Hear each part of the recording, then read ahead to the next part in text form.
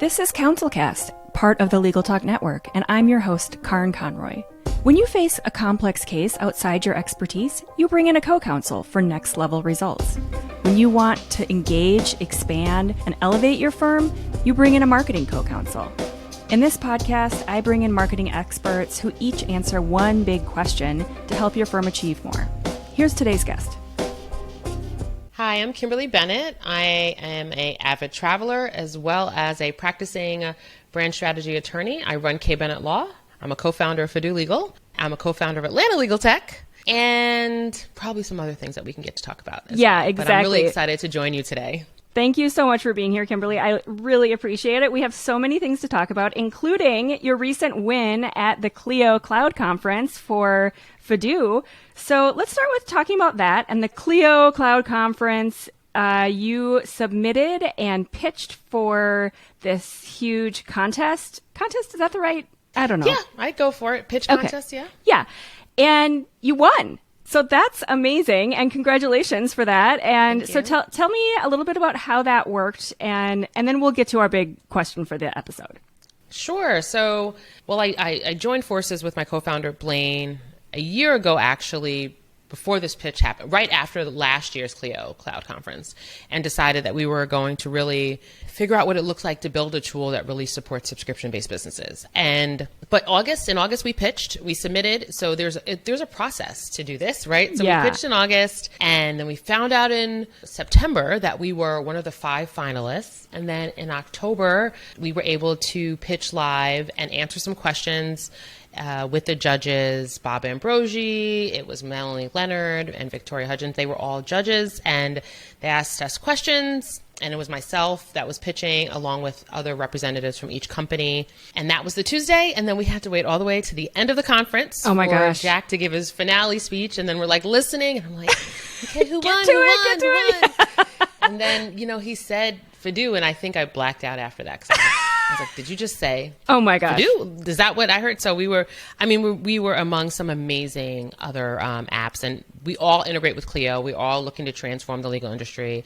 Our big goal is to stop hourly billing, and it really resonated with the judges. Yes. Yeah, it was just, such an awesome topic, and I'm sorry to step over you, but so the idea of going from hourly to subscription-based services for the legal industry, it seems pretty revolutionary. Obviously, Clio thinks it's revolutionary enough to, have you win the prize. But from a regular business, I have an MBA. I talk to my colleagues all the time about how you build and scale a business to get to that point where you can sell it. I've had VC companies approach me, and that in the past has made me rethink how I'm presenting my own company in terms of subscriptions and, positioning it with my clients so that it could be saleable. But it doesn't seem like a conversation that's had too often for law firms.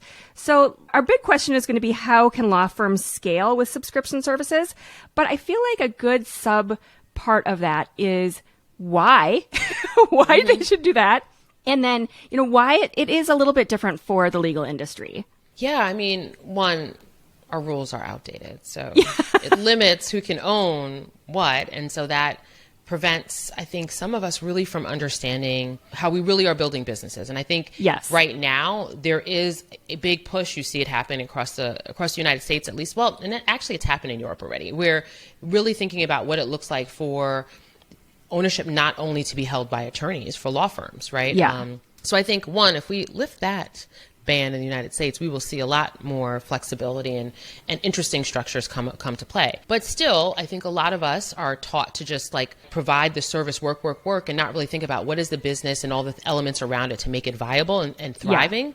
Yeah. And one of that is really processes and building out systems and having a model that works even if it's a different set of clients. Because with lawyers, maybe you can't necessarily sell your book of business like you can in other ways.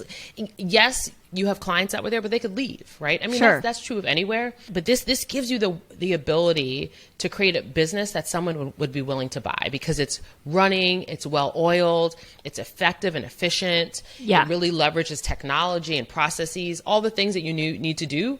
Thinking about profit margins, thinking about how you generate revenue, think about your different sources, thinking about your labor costs, actually running a business. And so, well, and you're living proof of getting all those ducks in a row and having those processes and those systems in order for you to then go and start Fidu, where you're not just sitting there like day to day doing all the little administrative tiny detail work that is not, highest and best use of your time.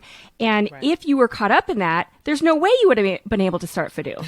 That's true, right? And I'm always looking to iterate and make things better and figure out, okay, this process doesn't work. We all go through ebbs and flows and stages of business development. So what worked for me 2 years ago is not going to work with me, today. Right. But having the space to do that is so important. And I agree. People ask me all the time, how do you get it all done? I mean, sometimes I'm doing team too much. I will agree. Sure. But also it is because I've leveraged my time differently. I don't trade time for money. And I really think about how do I provide this ongoing value to my clients without working continuous hours, because that's not healthy for me, and it's actually doesn't make me a better provider of services to them. Right. Well, and I'm sure you've seen this quote a million times over, but there's that meme that goes around the internet and it talks about how it took me 10 years of experience to get to this point, and now you're asking me to pay for 30 minutes of my time. You're not paying for the minutes, you're paying for the years. So when you were saying a minute ago about you don't trade money for time, that I feel like is going to land with a lot of lawyers where they're like, wait, what? Yeah. So, I hope so. Yeah. I mean, really, it really is an outdated system where if you are still doing hourly and you are an efficient attorney, let's hope that you are, and you've learned things over your time, you are in effect over time making less and less money because you should be doing things faster and faster. And so it doesn't make sense. Let's put your brain together for this. So tell me, did you ever do hourly and did you transition, or have you always done subscription? So my journey actually started in a company where we didn't do hourly, right? We tracked our time for purposes of like billing out to lines of businesses, not in the way lawyers track, really an hour on this, 30 minutes on this. I traveled here. I worked for this business unit, more business focused tracking. But then when I went out, this is after the market crash in 2008. So I went out in 2010. And at that point, I did hourly because that's what I heard. That's what everybody did. That's what people do. Yeah. Right. And I, for lack of a better word, got burned several times because I didn't get, bills weren't paid. And I was like, this doesn't work. This is not working for me. It was a lot of money. I stopped tracking it. And I thought there had to be a better way. When I was working inside of a company, we provided tons of value and I didn't track my time. And this wasn't the way that you measured. And I didn't like the idea that you're chasing clients for money or you're sending them the bill like, are you going to pay? Please? None of that worked for me. Right. So I quickly decided I went straight to flat fees. And then I pitched a client at the time, what is now I call subscriptions, my first subscription. Yeah. And the rest was history. After I did that, I was like, oh, I still grew over time. My first subscription still had too much tie to hourly. But as I've realized, I was like, this is not a subscription if I keep on measuring my time. Exactly. It's just I'm providing you value, period. Right, exactly. And when you look at other businesses, this is the way it works. And so I think as you start to translate that idea, the consumer is going to understand this, or your client is going to understand this even before other attorneys, I think. Yes. Because they're used to consuming things that way. And I think that's a huge fear in hiring an attorney is, oh my gosh, this is going to be expensive and I don't know how much time this is going to take. And there's just so much stigma around that idea of an attorney and all their billable hours and everything. And so there is just transparency and more understanding. So then you get your client through that decision process more quickly because they understand and it seems easier and more logical. Okay. So tell me how you kind of got it all set up. And then how can other firms take this idea and then scale with this idea of subscriptions? Yeah, so I just started pitching it, right? And I just started iterating on what it looks like to not tie my time to what I'm providing and value I'm providing my clients. And what I learned along the way was how do I best want to show up? What clients really work for me? I don't serve every single client.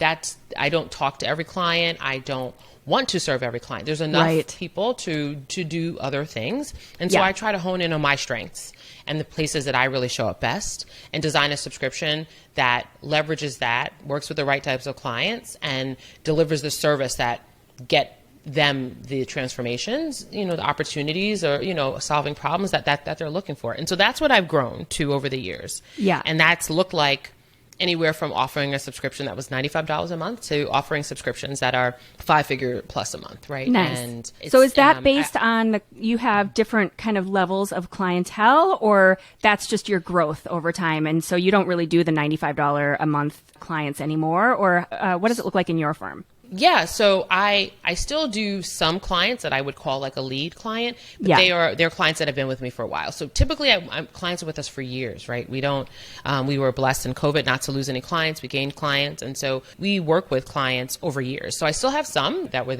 with us then, but for the most part now we bring on clients at like a 4-figure a month investment or more. But we're also working to go back to offering more of a under $500 a month subscription, because not everyone needs the $10,000 a month subscription. It doesn't mean that they don't need the advice or support or education. And so it's, okay, how do I design something back to being sustainable and scalable, and then something I can sell? And it's really thinking about, okay, how can I best provide value at scale? How can I best use my knowledge and deliver it at scale? That's where the development of Fidu really came from, because I was always searching for like tools to allow me to do this as a service-based professional. You have tools to help you do it as like sharing a course or sharing this, but not really leveraging that together with services. And so, so what does it do differently from all of those different software? Because I'm picturing that you had like, this software for, A need, and then this other software for B need, and then, all these different pieces that you were pulling together. And so what does Fidu do differently that pulls it together? So every time I say those, like, what does Fidu do? I'm like, well, but what, like fun, we have a few constraints in how we've designed it to really think through how we want to support the clients that are utilizing it and the providers that are providing the client services. So we really want to be the tool that delivers the client experience. So like you have a knowledge base in there, you can share knowledge at scale. So think of like the times when you might have that question in any service provider, right? Like, so you get them all the time. The same type of questions over and over again. And you're like, if I could just answer that, not in an email where you're going to lose it, not in a text message where you forget it, but in a place that they can go back to and reference. And then you empower your clients to then utilize it to make decisions. Because I know a lot of us think that clients are going to wait for us to make decisions. No, they're going to like live their lives and make decisions and come back and say, oopsie. So instead, let's empower them. So what we do is provide you like the knowledge base, the messaging platform, the way to have like a all-encompassing way to give your clients the actions they need to take, the knowledge they need to have, the documents they need to generate. And we combine the tools to elevate them and make them better. So some tools, some pieces, what we'll have native to our app, and other things we'll integrate. For example, like Calendly. We're not looking to be becoming a calendar app. Calendly does an amazing job.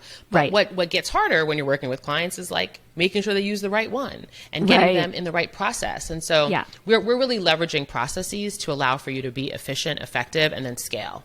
That makes a lot of sense, because I've even noticed in working with, I work with a bunch of different pieces of software, and it seems like when you go to those support when you have a question or a need and you go into that support section, it does seem like this is the way things are moving towards, where they're not going to assume that you necessarily want to chat. They're not going to assume that you necessarily want the knowledge base. They're not going to assume that which thing is the thing you're looking for at that moment, but we're going to have all of those options available for you. Mm-hmm. So a lot of times I'll first search, and I'm sure this is the same for most users, you first search, and then if the knowledge base is not great and not well built out, then okay, forget it. Let me just chat with someone and let me get to that other thing.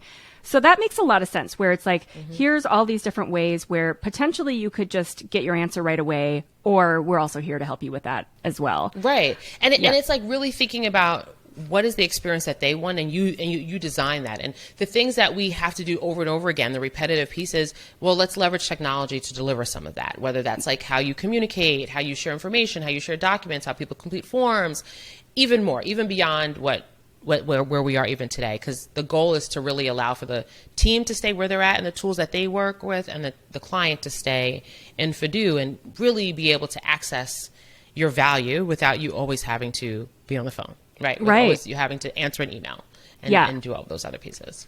That is awesome. So do you specify the idea of retainer and that this subscription is different from them having you on retainer? And if so, how do you define that? Yes, thank you for asking this. A lot of people, so a subscription is not repackaged hourly. A subscription is not a retainer. A subscription, it is proactive legal services, right? Okay. Meaning that I'm not waiting for my client to need something from me. We are proactively thinking through what do they need, what's happening. I'm trying to provide them value without them having to always contact us and seek us out. I think the retainer model is still built on the mindset that we are centering the attorney and not centering the client, right? Oh, I love that. The client doesn't mean that like it's everything that the client says. It's saying, what's the purpose of the work that we're doing? It's not about us. Yes. I mean, that's the problem with the legal industry. It's very attorney centered and not community centered, which is what it should be. Like, how do we better serve the client? How serve our clients? Stop hourly, get rid of the bar, stop having, state specific bar exams. There were like archaic ways that we have kept because it keeps our profession a certain way. And so, I love that. I mean, I think that makes so much sense. Yeah. It's definitely not a retainer. It's so better than a retainer. It is. And I was recently talking to another marketing person a few episodes ago just about pricing models in general. And we were talking about this idea of intensives, where this is kind of how we talk about in marketing speak, where we sit down and set goals for our clients and then work through those. Like for us, it's on a quarterly basis, and it's about really focusing the goals. And it sounds somewhat similar where your clients, you're thinking more in terms of, how you can be of better service to them instead of just reactionary and just getting to those problems. We clearly define that this is not the same as you having me on a retainer, because especially for marketing and design firms, a lot of times people will be hired and they feel like they're being hired as an employee and they get micromanaged, and it's like, no. That's not how this is going to work. This is not that kind of relationship. This is us on kind of a mutual level. So I love that. So tell me, you mentioned that there's a book that you love and that you recommend to everyone. What's the book that you love? Yeah, so I'm going to go a book that probably some of you haven't heard, and it's a book, it's about intention. It's called Being is the New Doing. It's by Radiah Rhodes, and it's a book about intention. And I love this book because when we want to create change in our lives, go after those big goals, there's a lot of ways to think about it. But to me, if we really understand what intention is, and her view at how she talks about intention and how that is the driving force to move you forward to achieve those big goals, then I like to share that, because a lot of people tell me, oh, I can't do it and it's not going to work. And it's like, but is that true? Right. Or is it that right now you're at a place, or I think she would say like your level of intention's at a place that's not going to allow you to see that, right? But if we elevate it, you open up so many possibilities. And so I would love, particularly legal professionals, to elevate their intention, right? To really So how is that different from mindset, or is it similar? I would say it's different because mindset is a lot of like, we think of thought work, which fun fact, I was a graduate psychology student. Oh, cool. I left my clinical psych program. But so mindset, I think mindset is something, but I think we overemphasize mindset and misunderstand that. And the way she talks about intention, so I'm not going to like oversimplify it, because she does, it's like more science meets spirituality too. But it's like the energy that you bring, the experiences that you're having. And it's more than just a commitment to do something. Okay. It's really like the full encompassing way of being. I've trained with her. I've done other things with her. And I would say when I shifted, when people ask me, so someone asked me recently, well, how did you come to be known as, the person to talk about subscriptions all the time? Yeah. And for me, I mean, I talked about it more, but I elevated my intention around it. And when I met her and I learned her theory and I applied it, and that's really was, I was always in this place of seeking and wanting and getting to this higher level about how I wanted to show up. And I know that maybe sounds a little woo, maybe for it's some okay. people, I love it. But so was your intention initially to the whole idea of removing hourly work, or where did you start with that intention? Yeah, it was all about like, how did I want to be?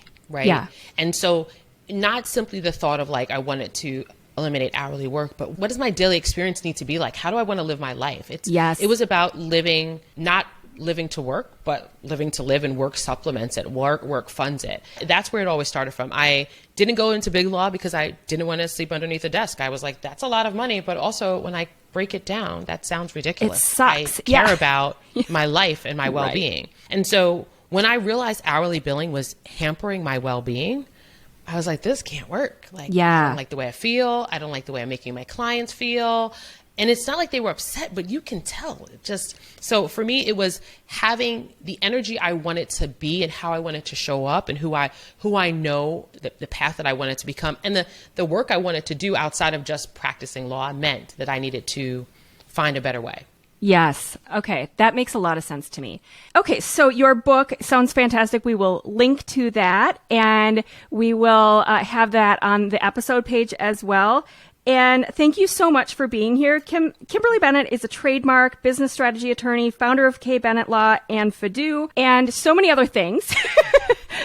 Also just, an amazing process and systems person so that she can get all these things done. But thank you so much for being here. I really appreciate it. Thank you. Thank you. It's been amazing. Thank you for listening to this episode of the CounselCast podcast. Be sure to visit our website at counsel-cast.com for the resources mentioned on the episode and to give us your feedback.